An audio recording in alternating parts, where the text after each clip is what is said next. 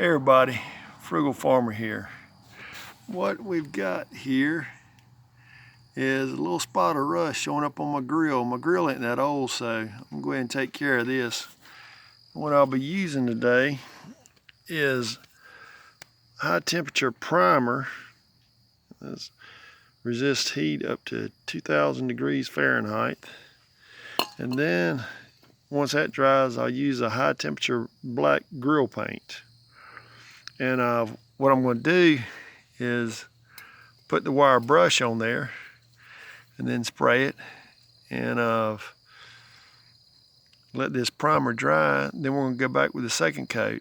And this is the only spot I've got. There may be one or two little itty bitty spots, but I'll hit those two. And on a second video, I'll show you the results.